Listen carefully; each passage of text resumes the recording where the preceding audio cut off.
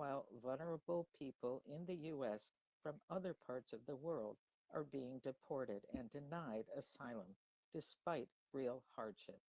For WPFW News in Washington and WBAI in New York, I'm Sue Goodwin.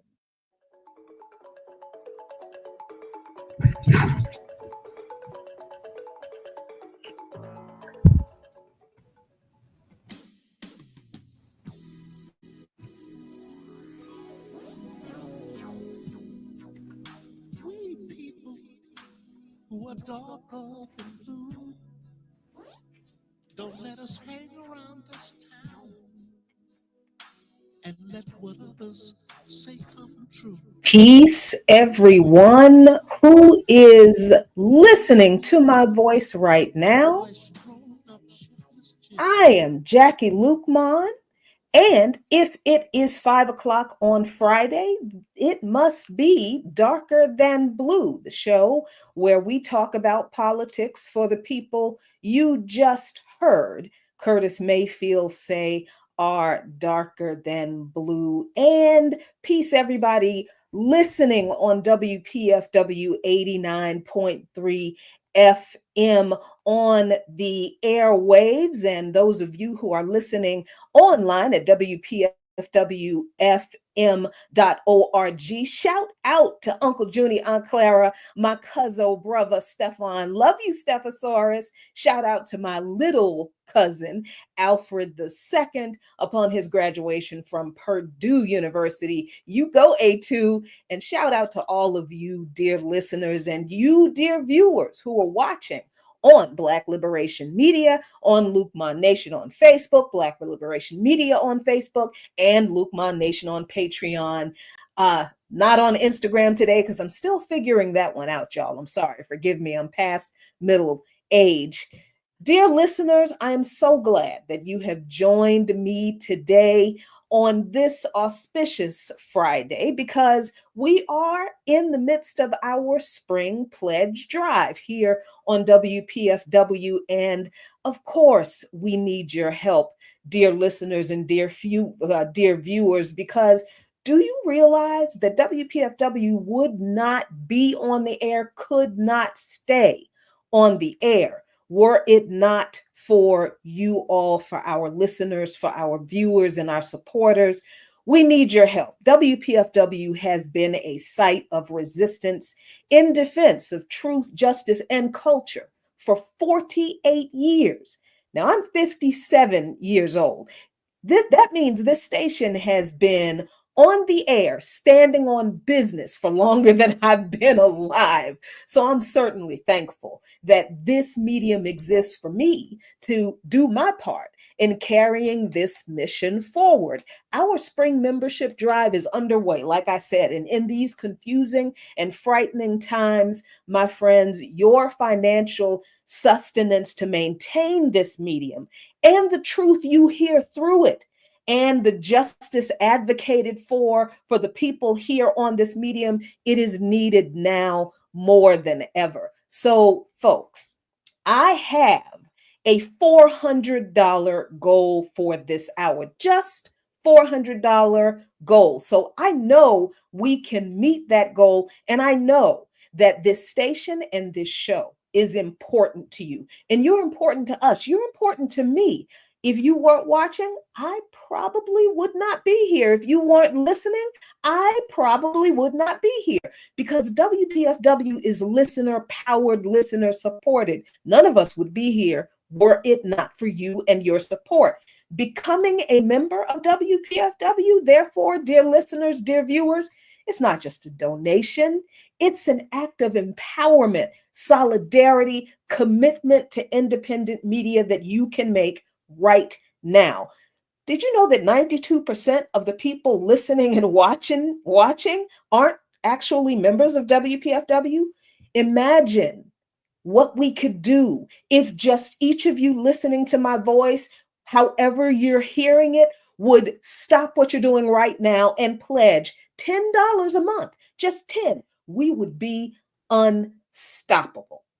So, this is your opportunity, dear listeners, to contribute to the growth of an institution that stands resolute against both gross injustice and repression and the mass erasure of history and culture by amplifying the voices of scholars, artists, activists, organizers, revolutionaries, radicals like me, whose work centers on the humanity of all people.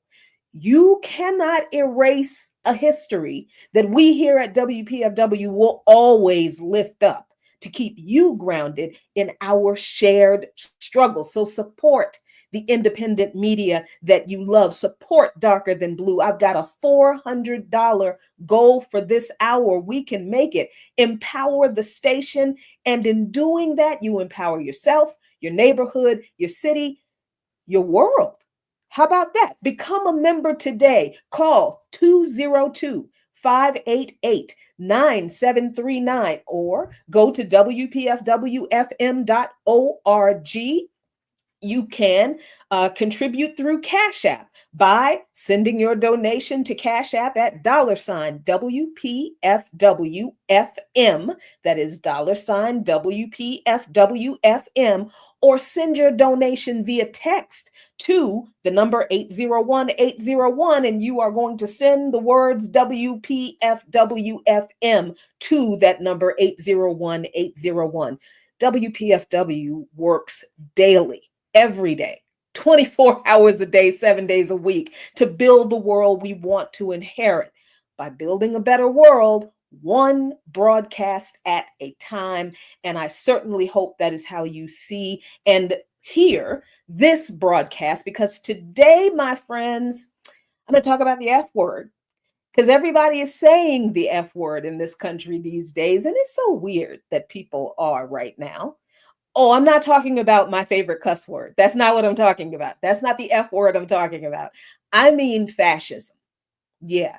Lots of folks are talking about blatant, overt, full-blown fascism run amok in the US these days because of Trump. And listen, I find it interesting that people are convinced that fascism just kind of showed up on January 21st, I guess, or maybe it showed up on the 20th, or maybe it showed up on election day. I'm not sure when people think fascism showed up coming on Trump's coattails with him, or the day his second administration began.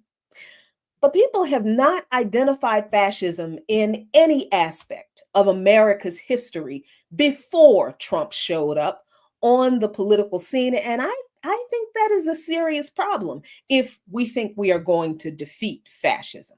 Because I am wondering, how can we defeat something we have never correctly identified, or that we only see when it's the politician from the party that we don't like who's in office, but we never see the fascism going on when the party that we do like is in office? Okay, here's what I'm talking about. CNN reported this week that two additional federal judges blocked the Trump administration's use of deportations, specifically under the Alien Enemies Act, saying that the wartime power, that specific piece of legislation, should not be used to carry out these deportations. District Judge Alvin Hellerstein said that the administration is indefinitely blocked from removing migrants from the Southern District of New York under the Alien Enemies Act, which gives detainees little due process, if any at all, and the way Trump is carrying it out, none at all. The judge said that migrants could still be deported via more traditional immigration authorities, which, if we remember, dear listeners, I talked about at length a few weeks ago. Remember that Clinton era immigration policy show that I did, where I went through, I think it was 3-4 different pieces of legislation that came out of the Clinton administration that set up the infrastructure for the deportation machine we have been living with ever since then. Yeah, remember that? Those are the pieces of legislation that Judge Hellerstein is talking about. When he says the more traditional immigration authorities, he means those, the Clinton era immigration legislation. And Hallerstein's decision is the second time in 2 weeks that a federal judge has harshly condemned the Trump administration's use of the Alien Enemies Act and adds to a trail of court decisions that CNN describes has cut back the harsh and fast moving deportation approach that's become a centerpiece of Trump's policy toward immigrants. Now, the Supreme Court and other appellate courts have not yet determined whether the law, the Alien Enemies Act, is being used legally, although the Supreme Court has given some direction on how migrants' challenges to the Alien Enemies Act use could proceed. I don't know how they could if they're deported to another country and they can't come back here. Okay. Anyway, Hellerstein also wrote that the Trump administration had not shown that the U.S. was under invasion by a hostile foreign power, as the Alien Enemies Act requires when it is used. A federal judge in Colorado also indefinitely blocked the president from using the Alien Enemies Act to swiftly deport any migrants in Colorado as well. U.S. District Court Charlotte Sweeney, who is an appointee under former President Joe Biden, similarly said that Trump had likely exceeded his authority in trying to use the wartime authority for quick deportations. In her 25-page preliminary injunction, she said that Trump's invocation of the Alien Enemies Act had little to do with the statute's original purpose. She said there is no active military invasion by a foreign nation that justifies its invocation to allow officials to summarily remove alleged members of the Venezuelan gang that they keep mentioning, Tren de Agua, or whatever it's called, the judge said in her ruling. But like Hellerstein, Sweeney also said in her ruling that she and the ruling does not preclude the Trump administration from using other immigration laws to remove migrants in Colorado who Trump wanted to deport under the Alien Enemies Act. Whew, let's take a breath and let's be clear, dear listeners. These rulings are not saying that Trump deporting migrants just because is wrong. They are only saying that the law he is using to do it is a problem. And that needs to be made clear because if you recall, the first wave of deportations was not done in accordance with this law at all. The Alien Enemies Act was not raised by the Trump administration until very, very recently, which is why I did the first show on Clinton era immigration laws, because those were the laws that Trump was using to initially carry out the deportations at first. So these judges' rulings telling him, no, you can't use the Alien Enemies Act, that's literally what they're saying. You can't use this particular piece of legislation to deport all of these people, but you can keep on deporting all of these people using the legislation that you used at first. Okay, just wanted to make that clear. Now, the Brennan Center for Justice says that the Alien Enemies Act of 1798, yes, y'all, that's how old this thing is a wartime authority that allows the president to detain or deport the natives and citizens of an enemy nation. The law permits the president to target these immigrants without a hearing and based only on their country or of birth or citizenship. Although the law was enacted to prevent foreign espionage and sabotage in wartime, it can be and has been wielded against immigrants who have done nothing wrong, have shown no signs of disloyalty, and are lawfully present in the United States. And this is before Trump invoked it. It is an overbroad authority that may violate constitutional rights, the Brennan Center says. In wartime, they're like, it's messed up even if you use it in wartime, and is subject to abuse in peacetime. This is what the Brennan Center For justice says, not Jacqueline Lukeman, I don't know this much about the law, so I'm just making it clear. I'm not making this up. This is what the legal eagles are saying. The New York Times goes on to say, New York Times rather, goes on to say that the law's roots, the Alien Enemies Act, lie in an undeclared sea conflict between a young American nation that was already too big for its doggone britches, picking fights with people that it had no business picking fights with, and France. Not like I have any love for France. I'm just laying out the history for you. President John Adams signed the Alien Enemies Act into law in July 1798 as the United States came to the brink of war with France. And the fear was that France would invade the US by land. The feared war never happened. Never happened. Okay. But the Alien and Sedition Acts were passed because of that fear, with the Alien Enemies Act as a response to the concerns that French immigrants would rise up against the US government. So this idea of alien enemies within the midst of the country, that is a fear that I almost want to say is uniquely attributed to settler colonists, but I know that's not true. But they sure do have an unusual paranoia about spies and people stealing stuff from them. I wonder why that is. We'll get to that in a bit. But the other law that I mentioned, the Sedition Act of 1798, that cracked down on the press, making it a crime for newspapers to publish quote unquote false, scandalous, and malicious stories about the government. That's interesting because the New York Times is okay. The three other components of the Alien and Sedition Acts actually lapsed. But the Alien Enemies Act lacked a clause setting its expiration and remained on the books.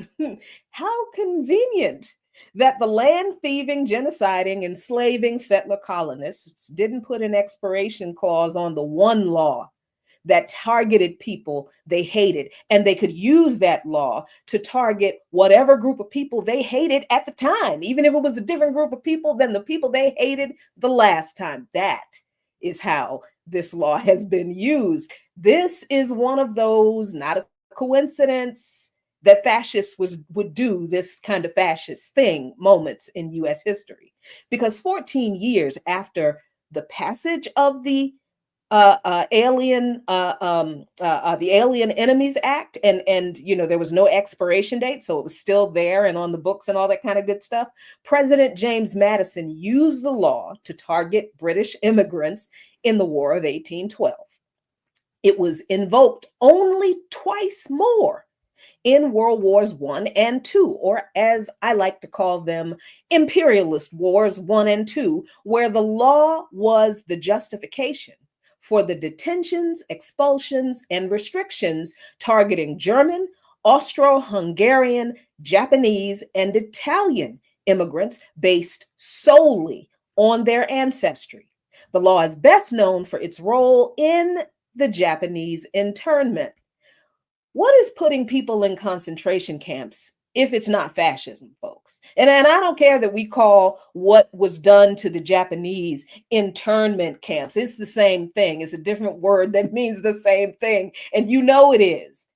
So if that was fascism done to the Japanese, who weren't even the first victims of this kind of thing, putting the undesirables off into places, off in a corner somewhere where we don't have to see them, out of sight, out of mind, and we don't care if they have any resources because we're not going to give them to them because we just kind of hope they all, die off. The Japanese were not the first to be subjected to this kind of treatment. What do you think reservations the indigenous people were forced onto are? What do you think the ghettos our ancestors were forced into were and still are? Concentration camps, Bantustans, empire-created holding pens for the empire's undesirable population. That doesn't sound like fascism to you? It sounds like fascism to me. Yeah, very fascisty. Now, legally, The president may invoke the Alien Enemies Act in times of quote unquote declared war, or when a foreign government threatens or undertakes an invasion or something called a predatory incursion. Why do they always come up with new phrases to mean the same?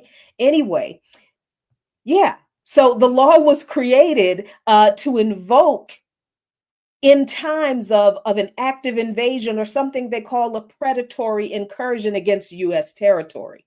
I thought predatory incursion was what the settler colonists did. Yeah, that's not what they mean though. The Constitution gives Congress, not the president, the power to declare war. I know, stick a pin in that. So the president must wait for democratic debate and a congressional vote to invoke the Alien Enemies Act based on a declared war. And all right, take the pen out now because this has flown right out the window. Because when was the last time a US president waited for Congress to declare war against another country before that US president began bombing that country or cooing their elected leader? It's been a few decades.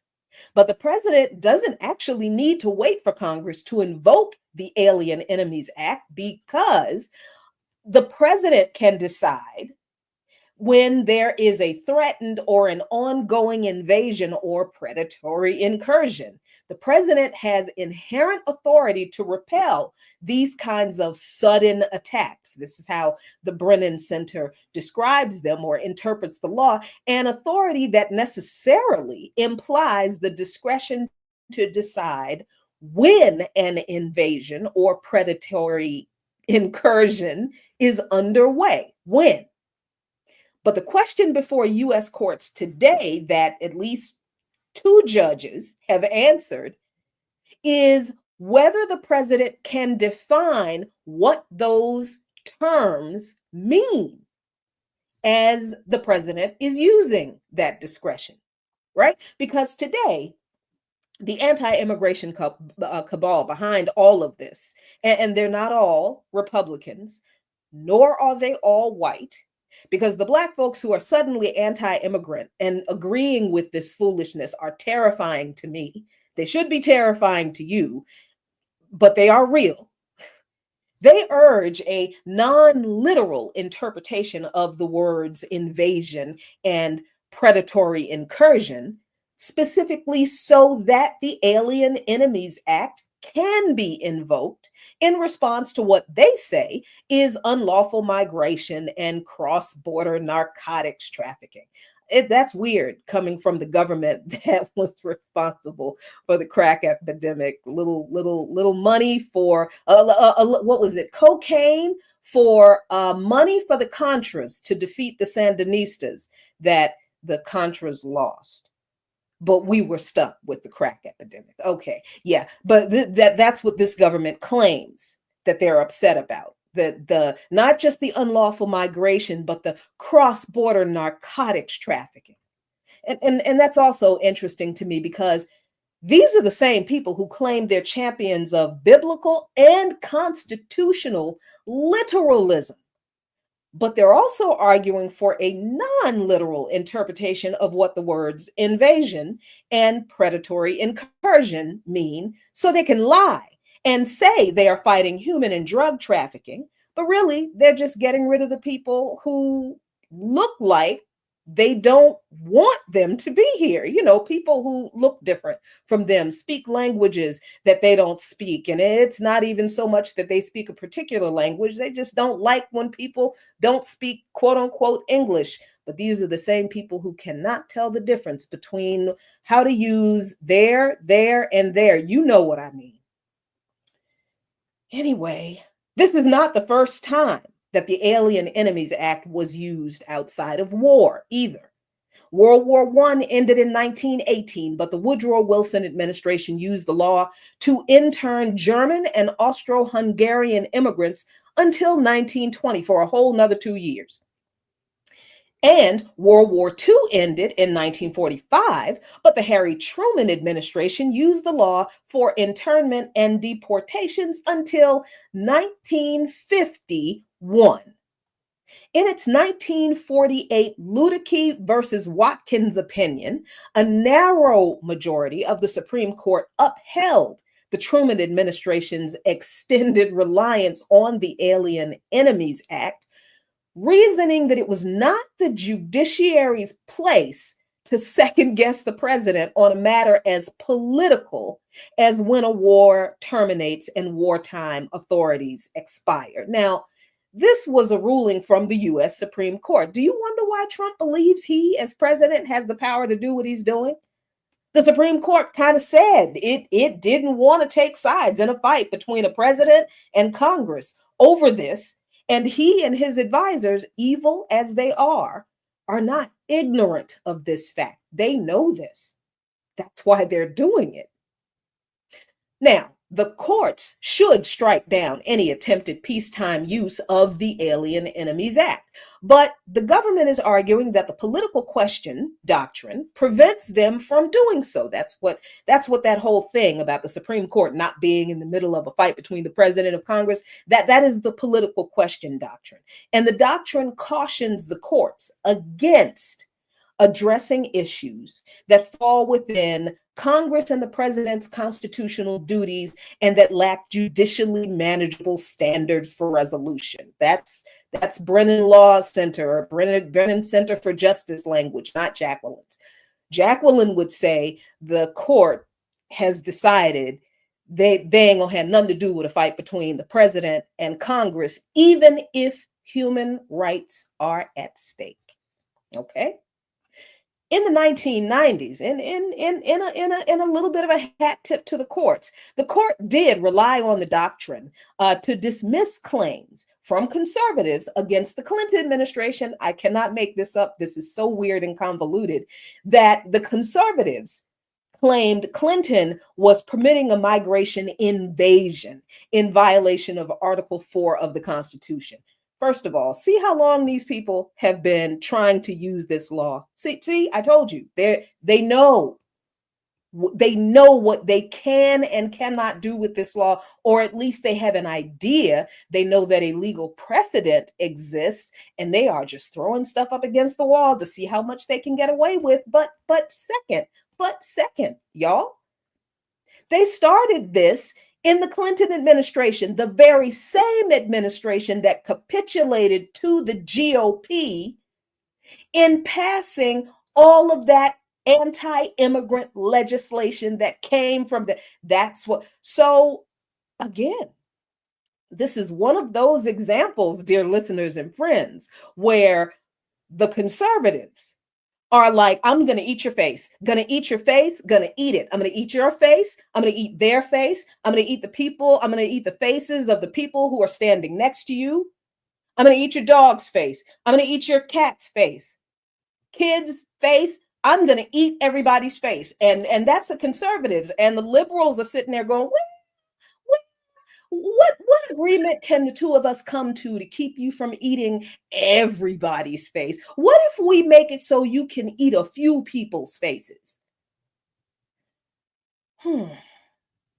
So even in that case of the Clinton administration playing ball with the conservatives, with the GOP on immigration law, the GOP turned around and still accused the Clinton administration of being soft on immigration. The history writes itself, doggone it. I'm not making it up. But then, according to the Supreme Court's 1962 Baker v. Carr opinion, which formalized the political question doctrine, the courts actually can wade into the political thicket to correct, quote unquote, an obvious mistake or, quote unquote, manifestly unauthorized exercises of power, right? Because there is supposed to be this thing called settled law.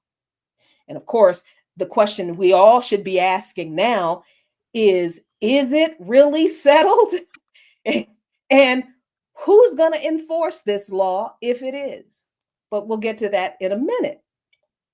Although the courts have never relied on that backstop that they themselves created. Baker, in that ruling, a Supreme Court ruling supposed to be settled law, makes it clear that there are limits to the deference that courts will show to a president. But that never stops conservatives from testing that legal theory out. And that is exactly what they are doing right now. Even if the courts refuse to second guess whether there's been an invasion or predatory incursion, and I don't know what that means. Predatory incursion, I don't know. I know you're probably waiting for me to give you a definition. I don't know.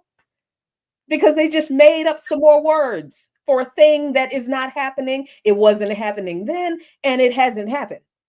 But anyway, even if the courts refuse to second guess whether there's been an invasion or a predatory incursion by a foreign government, they would still be able to consider constitutional and other purely legal challenges to the president's authority. As the Brennan Center explains, the law raises serious concerns under the Constitution's guarantees of equal protection and due process, raises concerns under U.S. laws implementing the 1967 Refugee Protocol and Convention Against Torture, as well as under constitutional separation of power theories that limit the authority Congress can delegate to the presidents. The courts could strike down or limit the Alien Enemies Act on any of these grounds, and they always could. Congress, too, could repeal the Alien Enemies Act to prevent or stop abuse. Representative Ilhan Omar, Democrat from Minnesota, and Senator Mazi Hirono, Democrat from Hawaii, have already introduced a repeal bill, the Neighbors Not Enemies Act, in the House and Senate in January of just this year. Congress should, of course, pass the bill, but they, of course, will not. But I got a question right here, right? Were there any attempts to repeal the Alien Enemies Act or any of the other immigration legislation that we have talked about before on this show before now, particularly under Biden or Obama, who deported millions of immigrants that they also told the same lies about? I think we need to get into that. But look, it's just 30 minutes past the hour now, so it's time for a WPFW station break. So let's listen to what our engineer extraordinaire has for us this week. WPFW has been a site of resistance in defense of truth, justice, and culture for 48 years. Our spring membership drive begins with a special celebration of James Brown's birthday, May 3rd, and closes with a centennial birthday celebration of Malcolm X on May 19th. Two pillars of music and message.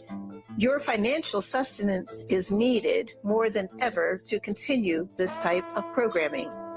As a new listener or current member, this is your opportunity to contribute to the growth of an institution that stands resolute against both gross injustice and repression and the mass erasure of history and culture by amplifying the voices of scholars, artists, and activists whose work centers the humanity of all people. That's 48 years of being a site of resistance in defense of truth, justice, and culture. May 3rd through the 19th. WPFW works daily to build the world we want to inhabit by building a better world, one broadcast at a time. Indeed, my friends, thank you so much. And once again, yes, we are in our spring pledge drive, and this show, Darker Than Blue, actually, we have a $400 goal at the top of the hour. And guess what, y'all? We have $100 to go. Come on, people, let's get it. You can do it. You can knock out that $100 and more. You can make up a lot of ground. You can provide a lot of cushion for the next person coming. We have a station-wide goal to meet. We have show goals to meet. We have an overall pledge drive goal to meet. You can help us meet those goals by calling right now, 202-588-9739. sign, go to WPFWFM.org if you're not already there and pledge your monthly support. Pledge your support at Cash App at $WPFWFM or text the letters WPFWFM to 801-801 with your monthly sustaining membership pledge. Become a member of WPFW with your monthly gift. Let's grow in community, encouragement, knowledge, empower, and strengthen our future. One new member at a time. Will that be you? It should be you. All right. Listen, let's talk about really quickly, because I know people don't like it when I do this, but I have to do it because history is what it is, right? So I promise you, dear listeners, I am not sitting here just having some illogical, irrational, hate-based response to Democrats just because they exist. That's no. My anger at the Democratic Party is based on the fact that they have not been an opposition party to the Republicans. And again, this issue of immigration is an example of that, because I would be remiss if I sat here and talked about Trump and his fascistic immigration policies, his horrible, racist, xenophobic, fascist deportation. All of that is true. But I cannot talk about Trump's fascism without reminding you that Trump's first term deportation numbers were actually short compared to Obama's and Biden's. And that's not me saying this. No, this is the US Department of Homeland Security. Their own statistics show that Biden oversaw 1.3 million more deportations during his first 2 years, just the first 2 years in office, more than Trump achieved during his whole first 4 years. Obama also deported 30,000 more people than Trump during his first 4 years. Trump deported 3.13 million people during his first term. Obama deported 3.16 million. Biden deported 4.44 million people between 2021 and 2022. The sharp increase under Biden is partially attributed, again, this is the Brennan Center, not my words, because I would not have been as polite in describing this, but they say the sharp increase under Biden is partially attributed to coronavirus public health measures that expedited the removal of individuals deemed, quote unquote, public health risks. So here's what I say about that. Biden used the toxic disease-carrying immigrants trope as the excuse for deporting nearly 4.5 million people in just 2 years. And people think Trump is uniquely evil in what law he uses to speed up deportations to catch up with what Obama and Biden did. I did make it make sense, because I'm not seeing it make sense. The Biden administration revived deportation practices reminiscent of early Obama-era policies. For the first time under Biden in more than a decade, the majority of removals involved what they called voluntary returns, quote unquote, doing the air quotes thing, where migrants admitted to entering the U.S. unlawfully, but were allowed to leave without receiving formal removal orders. I find these admissions of illegal entry and the claims of them being allowed to leave, that's dubious. And that's just to keep me from saying a word I cannot say on the air. And you should find that claim dubious too, but you can go ahead and say whatever word you want. How did the Biden administration elicit these kinds of so-called admissions? You want to know how? When they detain people threatening to deport them, of course. How else? How did those detentions happen? ICE raids. ICE didn't just pop up, in January. They've been there and they've been carrying out deportation raids. They've always been happening. And under Biden, deportation spanned more than 170 countries, totaling, again, just so you never forget, 4.4 million people. And that figure surpasses totals from any single presidential term since George W. Bush's second term, during which he deported 5 million people. You think Biden or any administration finds and removes that many people, millions of people from this country by asking them nicely if they have documentation? Get out of here. You know that's not how it went. Not under Trump, not under Biden, not under Obama, not under Bush. You know how it went, because how did they treat us when we didn't have our papers? Yeah. Of course, in the second term of Trump, he said, quote, "We will begin the process of returning millions and millions of criminal aliens back to the places from which they came," end quote. What do you mean begin the process? You're just continuing an evil fascist process that has been carried out by every president before you. You're just doing it in an extra spectacular, or as one of my cousins say, extra craptacular kind of way. And I would argue that the spectacle of the ICE raids and the deportations and the what's her name, the Christy Noams, that, have you seen that commercial that woman has done, where she identified, she called the names or the alleged crimes of 4 people, I think it was 3 people, and then she goes on to talk about all illegal immigrants. Thousands of illegal immigrants have been deported. She named 3 crimes, and we don't know if those people have been formally charged, if they have gone to trial, and if they have been found guilty. All we know, according to her, is that they were accused of these crimes. And because it's her and because it's them, we don't even know if she's telling the truth. I'm pretty sure she's not. So remember that Trump is using the same lies about criminal aliens, or saying that only immigrants who have committed a crime are being targeted, that Obama and Biden used.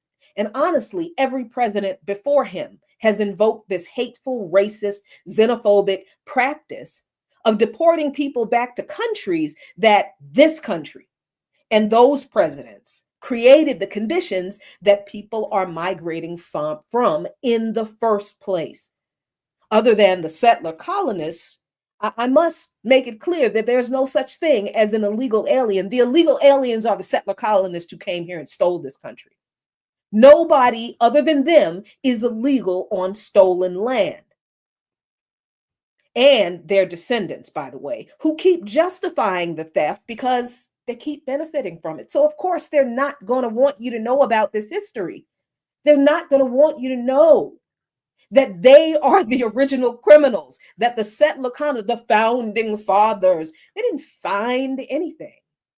They stole this land. And then they propped up this government based on principles that were created by rich landowning white men who also owned human beings. And this government they created on those principles was designed to keep rich people rich and to keep poor people poor by continuing to support rich people getting richer, and by allowing those rich people to manipulate the poor people to be at each other's throats, instead of turning around and looking at whose hand really is in our pocket.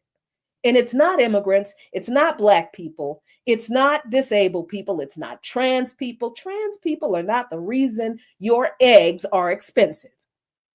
Trans people are not the reason you got fired from your job, from your good government job. That's fascism. And it's not even necessarily just the fascism of Trump. I argue that it is the fascism of this system. But maybe, just maybe, if we had looked at how this legislation, the Alien Enemies Act, had been used to carry out the fascist forced confinement of specific groups of people in the past, and made sure that that law was done away with because it is a tool of fascism and it always has been, maybe Trump wouldn't be using it to do what he's doing with it today. But I also want to bring up something else that Trump has done that is freaking people out really quickly because a few weeks ago he issued an executive order that he called Restoring Equality of Opportunity and Meritocracy. And basically, the executive order seeks to, quote, eliminate the use of disparate impact liability in all contexts to the maximum degree possible. He didn't write that, somebody else wrote that, with disparate treatment liability remaining. Now, disparate impact liability is a legal concept based on the proposition that seemingly neutral policies or practices may disproportionately and negatively affect a protected class. The theory of disparate impact liability focuses on outcomes resulting from policies as opposed to the intent behind the policy. And this comes from a US Supreme Court ruling that first acknowledged disparate impact theory under Title VII of the Civil Rights Act of 1964 in the landmark case Griggs versus Duke Power Company in 1971. And this is what the Trump administration is trying to dismantle. In that case, the court evaluated Duke Power's policy that mandated employees in its highest paying departments either possess a specific level of education or pass an intelligence test as a condition for employment. The court ruled the policy was unlawful because it was not reasonably related to the job and had a disparate impact on the Black community because they still were not letting us into college like that at that time. You understand what I mean? Okay. So in addition to employment laws, courts have endorsed disparate impact liability as a viable legal theory under fair housing, banking, and finance laws, despite all of that legalese and good intention. Are we not still on the bottom of the economic ladder in this country because of racialized capitalism and the oppression and discrimination that comes with it? Yes, we are. All right. So, of course, people are pointing to this kind of thing as an example of Trump's unique evil, right? And I've actually seen people say, as much as people had a problem with Kamala Harris, she wouldn't have done this. Well, first, I want to make clear. Yes, this is racist. And of course, it's racist. And it shouldn't be a surprise to anyone because didn't I tell you at some point, on some other show, I'm pretty sure I did, that Trump was going to go after the Civil Rights Act and the rest of the Voting Rights Act because the conservatives have been wanting to destroy these pieces of legislation along with the New Deal and what's left of it ever since the laws were implemented. So this is actually, it's not even like a personal hatred thing. It is when they say we want to take our country back, they really want to take the country back to before any of these laws were implemented. That's what they mean. Finish the sentence. I challenge people to say, take the country back to what? To when? And they never can, because I'm telling you what they mean. So now you can tell them when they don't finish the sentence. So people look at this and say, oh, this is Trump is just so uniquely evil. But see, then I have to come here and do the legal stuff and remind people that an executive order is directed at the federal government. So this applies to federal agencies, not private corporations or individuals. So this executive order does not stop private individuals from suing over workplace and other kinds of discrimination. States and localities also have their own non-discrimination laws that protect state workers, and they shouldn't respond to this at all. But don't be surprised if corporations and state governments do, because of fascism. The executive order de-emphasizes the enforcement of anti-discrimination rules in federal agencies. It literally says in federal agencies. And honestly, I really don't understand how anybody could be surprised that the conservatives, and I don't mean just the GOP, but the conservatives are on this track to literally take their country back to before these pesky laws about equal rights and due process and human rights and civil rights were passed.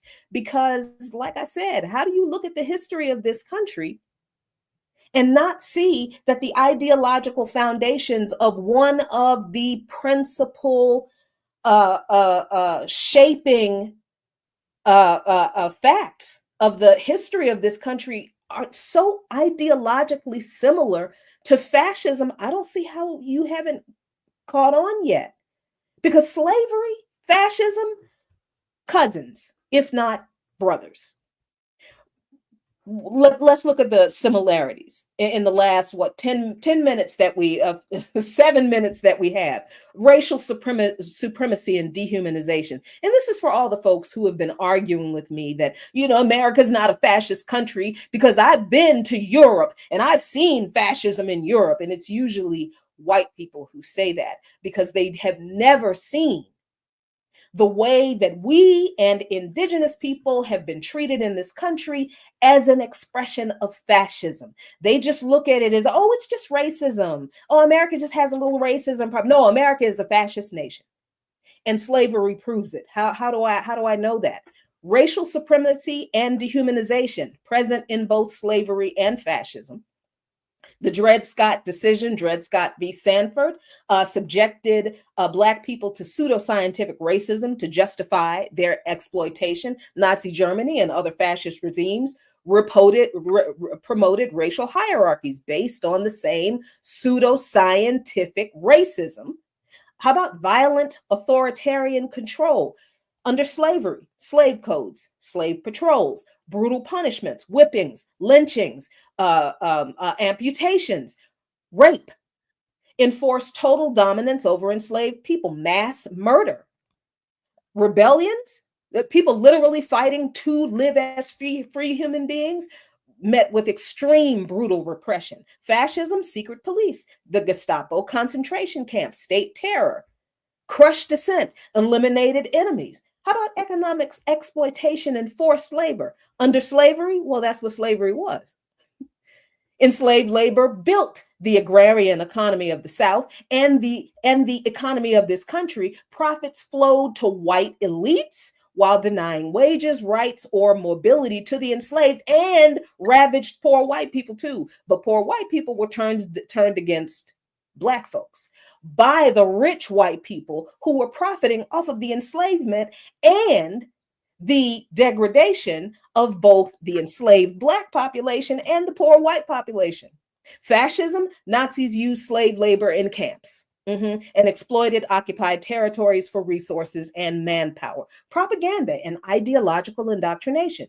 Slavery, pro-slavery rhetoric framed slavery as a positive good and spread racist stereotypes to justify oppression. Fascism, Nazi propaganda, demonized Jews, and glorified expansionist nationalism. Legal and institutional backing. The U.S. Constitution codified slavery or supported it with the 3/5 Compromise, the Fugitive Slave Acts, and the Supreme Court rulings that did codify slavery. Fascism, the Nuremberg Laws, stripped Jews of citizenship rights under a legal framework. Now, slavery was an economic system rooted in racialized chattel bondage lasting 2.5 centuries, 288 years, actually, to be almost exact.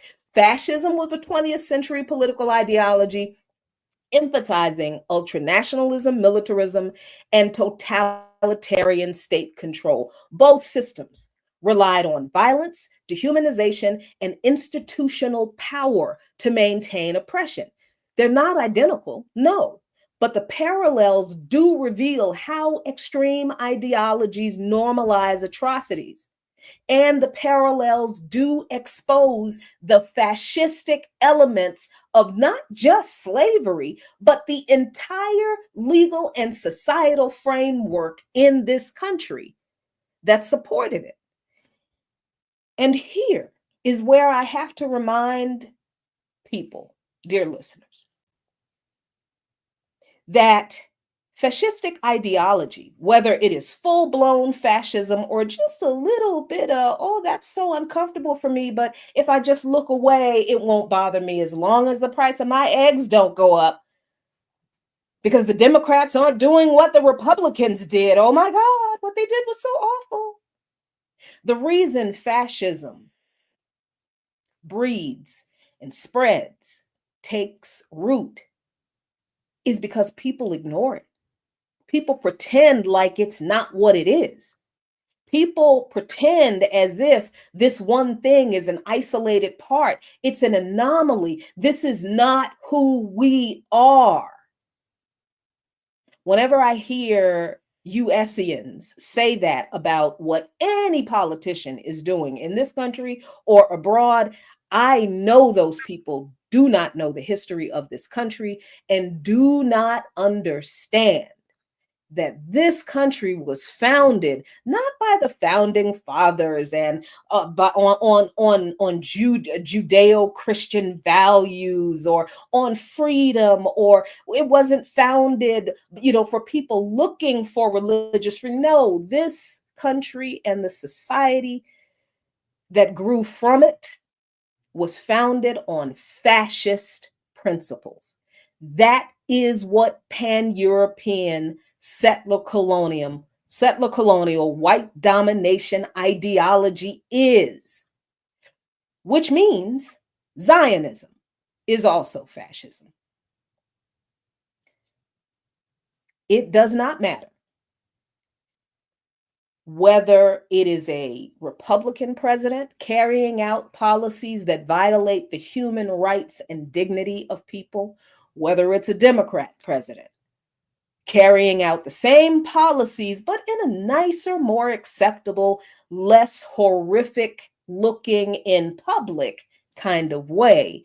Fascism is what it is. And if you are telling me that you are going to defeat the fascism of Trump and just get him out of office, then you don't understand this, the history of this country. You do not understand the nature of fascism, and we are not going to defeat it, because all you're going to do is get rid of Trump, but not do anything with the fascism that was here before he became president.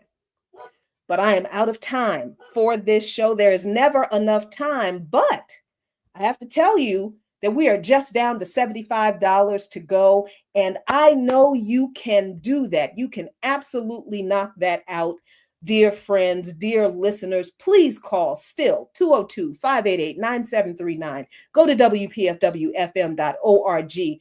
Cash App, $WPFWFM. Text WPFWFM to 801-801. Be a sustainer. Become a member of WPFW. Keep this show and these truths on the air. I am done. Stay tuned for more here on Fantastic Fridays on WPFW, changing the world one broadcast at a time. Peace.